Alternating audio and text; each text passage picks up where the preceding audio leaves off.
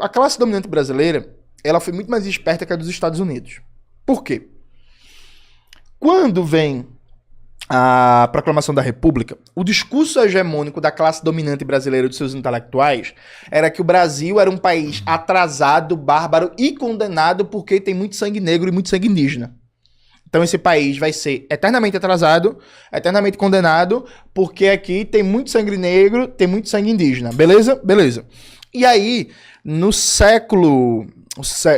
década de 20 do século XX, né, século passado, começou a ter uma mobilização maior de setores do movimento negro, muito mais ligados às classes médias, mas uma mobilização maior, em que essa população negra cobrava, né, os processos de reparação histórica pelas consequências da escravidão e fazia um enfrentamento a esse discurso de que o Brasil era um país condenado porque com muito sangue negro, com muito sangue indígena, que o Brasil, para ser desenvolvido, precisava se branquear. Você tinha toda uma corrente de crítica à eugenia, ao racismo biológico, que vinha numa perspectiva de questionar isso e colocar em questão o lugar do negro na República Burguesa no Brasil. Massa? Aí, na crise da República Velha, toma o poder o Getúlio Vargas, e aí o Getúlio Vargas faz uma manobra, lidera uma manobra política muito esperta, que do ponto de vista intelectual, ela foi liderada pelo Gilberto Freire, né? O Gilberto Freire é a cabeça intelectual, o Getúlio Vargas é a cabeça política. Qual é a manobra? Antes, a gente dizia que a culpa do Brasil ser atrasado, bárbaro, é que tem muito preto e muito indígena aqui. Que a gente precisa branquear o Brasil. Isso necessariamente força os não brancos a se organizarem e a questionarem o seu lugar na nação. Perfeito? Agora a gente vai dizer que, na verdade, o Brasil é foda porque aqui é uma mistura de raças. Então aqui se misturou branco, indígena e negro. E que a cultura brasileira, a identidade brasileira é a identidade da mistura e que aqui não tem problema racial, porque aqui não tem leis de Jim Crow como nos Estados Unidos. E a partir do momento que aqui não tem problema racial e que ter muito negro é bom porque a cultura negra é importante para a história brasileira, não tem o que você, negro, reivindicar, porque você não tem nenhum problema. Não precisa ter reparação histórica. Porque você não tem nenhum... A gente é miscigenado aqui. A gente é um país miscigenado. A gente é um país da união das três raças.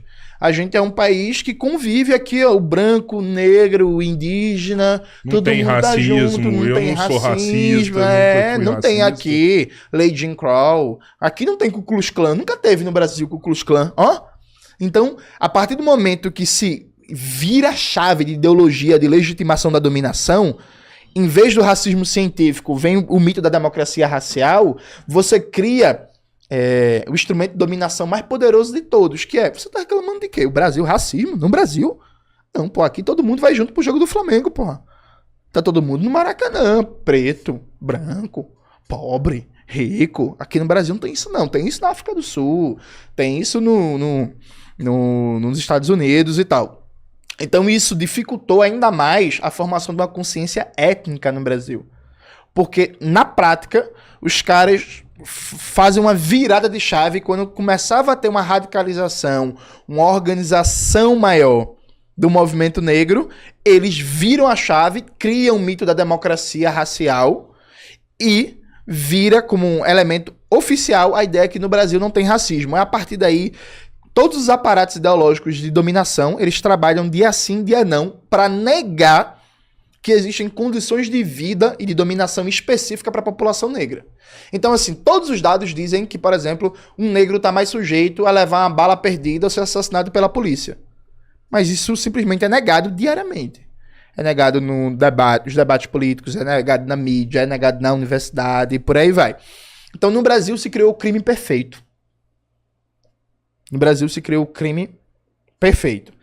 Para piorar a situação, nos anos 90 e 2000, quando começou a crescer mais o debate racial no Brasil, e a gente teve condições de avançar, infelizmente, a gente avançou por um debate racial influenciado pelos Estados Unidos. Então, acabou que esse debate racial, em vez de pegar a contribuição brasileira, o acúmulo brasileiro, ele copiou os Estados Unidos. Por conta do Black Lives Matter?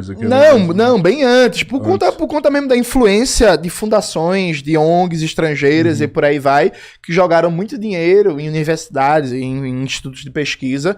E aí o debate brasileiro sobre questão racial virou um decalque do debate estadunidense. E nem do melhor debate estadunidense. Se fosse uma inspiração no Dubois, na Angela Davis, no Robbie Kelly, nos Panteras Negras, no Malcolm X, seria bom. Não é o caso. E aí se criou várias e várias confusões, né? Que é, por exemplo, eu vi alguém falando assim, no Brasil, pardo não é negro. Meu irmão, o Brasil é um país de branquitude. O pardo, ele passa bem em algumas situações. Então, por exemplo, eu tive uma ex-namorada que na favela que ela morava, ela não era considerada negra. Perfeito? Uhum. A favela que ela morava, ela não era considerada negra. Porque ela tinha uma pele um pouco mais clara, o cabelo mais liso e por aí vai. Mas ela tinha uma prima que era rica e que morava em Boa Viagem, que é um dos bairros mais caros de Recife. Quando ela ia pra casa da prima e andava nos espaços sociais que a prima, que era branca e rica, convivia, ela era tratada como negra e sofria racismo. Simples e objetivamente. Então, existe um elemento de racialização de acordo com o espaço de classe e com os espaços sociais que você tá. Então, é claro que uma pessoa parda, numa favela, ela tendencialmente, na escala de dominação de branquitude, não ser uma pessoa negra retinta, ela vai sofrer um pouquinho menos, vai ter mais aspectos de passabilidade.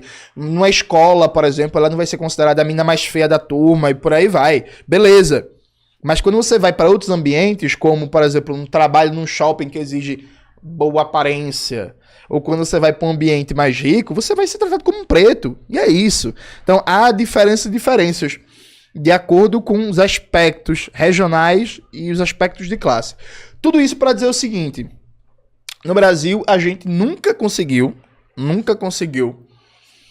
fazer com que o debate sobre a consciência racial saísse de um nicho majoritariamente negro de classe média.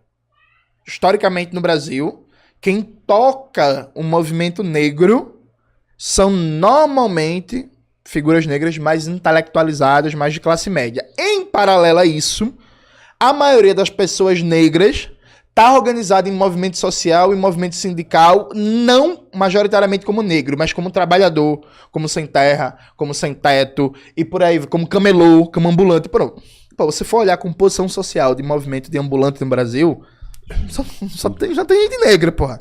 Só que, por exemplo, movimento de ambulante não é considerado movimento negro. Se for olhar a base social do MST, a depender do estado, evidentemente, né? É só gente negra. Só gente não branca, se você preferir, né? Só que aqui o MST não é lido como um movimento negro, enfim.